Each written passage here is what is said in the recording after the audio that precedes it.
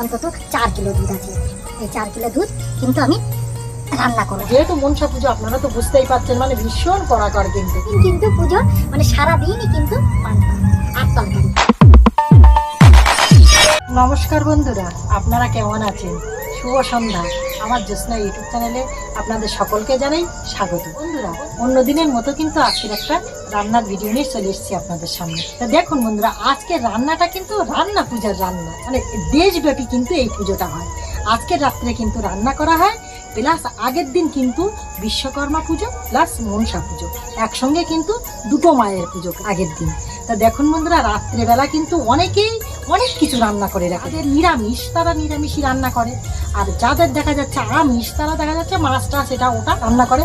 যেহেতু আমাদের কিন্তু নিরামিষই রান্না। তা দেখুন বন্ধুরা, যে রান্নাটা আমি করব সেগুলো কিন্তু আপনাদের সঙ্গে শেয়ার করব।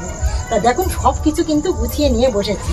এই হাঁড়িতে কিন্তু সোনামার লবণ খুঁজতে দিয়েছি, কেননা যেহেতু আমরা যে রান্না পুজোর আজকে রান্নাটা করছি, আগের দিন কিন্তু এমনই আমাদের একটা নিয়ম আছে যে আগের দিন একদম সারাদিন কোনো গরম কিছুই খাওয়া যাবে না, আর পাকা তো জ্বালাই যাবে না। তা যতই আমার সোনামার জন্য খাওয়ার হোক আর যাই হোক না কেন, আর যেহেতু মনসা পুজো আপনারা তো বুঝতেই পারছেন, মানে ভীষণ কড়াকড় কিন্তু। তা দেখুন বন্ধুরা, ওই জন্য আগের দিনের রান্নাটা আজকের আমি করে রেখে দেবো। আর দেখুন, এই হাঁড়িটা কিন্তু আমি বসিয়েছি চামচটা দিয়ে পায়েসটা রান্না করি। দেখুন এই কতটা দুধ রেখে দিয়েছি। দেখো, চাল কিন্তু গোবিন্দভোগ চাল, আমার খোকার বাবা এই 200 গ্রাম কিন্তু চাল নিয়ে এসেছে। দুধ এটা কিন্তু আমার বাড়ির সোনামার দুধ। আর দেখুন মিশ্রিটা নিয়ে এসেছে, এর সাথে কিন্তু এই কিশমিশটাও দেবো, এর সাথে চিনিও দেবো। মানে চিনির কৌটোটা আমি সাথে নিয়ে এসেছি, চিনি দেবো অল্প করে, আর তার সাথে মিশ্রি, আর তার সাথে কিশমিশটা দেবো। তো বুঝতেই পারছেন, আপনাদের সঙ্গে আর বলবো কি। দেখুন, অন্তত 4 কিলো দুধ আছে।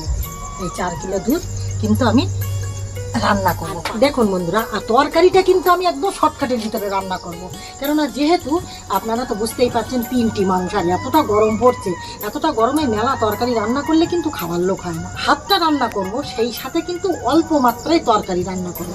তা দেখুন বন্ধুরা, আমি এই কুমড়োটা আর আলুটা কেটে নিয়েছি। দেখুন এই কুমড়োটা আলুটার এর সাথে কিন্তু আমি ছোলাটাও দেবো। দেখুন এই ছোলা এর ভিতরে, আমি ছোলাটা কিন্তু ভিজিয়ে রেখে দিয়েছিলাম। হাতে কিন্তু আমি লঙ্কাটাও কেটে নিয়েছি, কেননা কাঁচা লঙ্কার তরকারি আমরা খাই, আপনারা তো জানেন, ওই জন্য লঙ্কাটাও কেটে নিয়েছি। আর আপনাদের সঙ্গে বলবো কি বন্ধুরা, এই যে তরকারিগুলো আমি রান্না করব, যে তেল মশলাগুলো লাগবে সেগুলোও কিন্তু আমি গুছিয়ে নিয়ে বসেছিলাম। একটা কথা না বললেই নয়, আজকের যে রান্না পুজোটা আছে সকাল থেকে কিন্তু আমি গোছাচ্ছি, কেননা যেহেতু আজকের আমাদের নিরামিষ, বটিটা পর্যন্ত কিন্তু ছাড়পো দিতে হবে। মানে যত যাবতীয় জিনিস আপনারা দেখছেন সব কিছু কিন্তু পরিষ্কার করা আমার একদম, মানে ঝাল জিরে মরিচ যত কিছু আছে, কড়াটা কিন্তু আমি মেজে ধুয়ে রেখে দিয়েছি, সব কিছু কিন্তু একদম পরিষ্কার। মানে যে দুপুরবেলা যে ভাতটা আমরা রান্না করেছি, তরকারি রান্না করেছি, তরকারিটা অল্প করে রান্না করেছিলাম, আমরা খেয়ে নিয়েছি। আর ভাত সব তো মানে বুঝতেই তো পারছেন, মানে একেবারে তো মেপে রান্না করা যায় না। দেখা যাচ্ছে আমরা 3টি মানুষ খেয়েছি, অল্প মাত্রায় ভাত ছিল, আর সেই ভাতগুলো কিন্তু আমি সোনামার দিয়ে দিয়েছি বিকেলবেলা। আর সমস্ত হাঁড়ি কুড়ি মেজে ঘষে একদম রেডি করে নিয়েছি। ওই একটা ভাতের হাঁড়ি আছে, ওটাও কিন্তু আমি মেজেছি দেখুন বন্ধুরা। আর রান্নাঘরের ভিতরে সব কিছু পরিষ্কার করেছি, ফ্রিজের ভিতর মানে যা কিছু পরিষ্কার করার মতো সব কিছু পরিষ্কার করেছি। তা দেখুন বন্ধুরা, আপনারা তো দেখলেন যে আমি আজকে রান্না পুজোয় কি রান্না করবো, দুধটা দিয়ে। আর এই সাথে কিন্তু এটা আলো চাল, এটা কিন্তু গোবিন্দভোগ চাল, এটা কিশমিশ আছে, আর এর সাথে কিন্তু আছে এটা মিষ্টি, আর এর সাথে কিন্তু চিনিটাও দেবো অল্প করে। আগে কিন্তু আমি পায়েসটা রান্না করব, তারপরে যেয়ে কিন্তু আমি তরকারি ভাত রান্না করবো।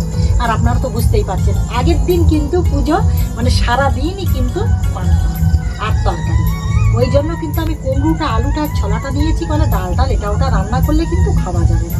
আর রাত্রিবেলার জন্য অল্প করে আমার খোকার বাবা বলছে একটু মুগির ডাল রান্না করো, তাহলে কুমড়ো আলু ছোলা একসঙ্গে খাওয়াটা জমবে কোন। আর এর সাথে কিন্তু দেখুন এই ছোলাটা কিন্তু আমি হেভি করে কিন্তু ভিজিয়ে নিয়েছি। দেখুন এই ছোলাটা ভিজিয়ে নিয়েছি, আর এর সাথে কিন্তু কুমড়ো আলুটা কেটে নিয়েছি, মানে একসঙ্গে ছোলাটা আর কুমড়ো আলুটা রান্না করবো। মেলা কিছু আপনাদের সঙ্গে আর বললাম না, আপনারা তো সব কিছুই দেখে নিলেন। রান্না পূজার ভিডিওটি যদি ভালো লেগে থাকে অবশ্যই লাইক কমেন্ট শেয়ার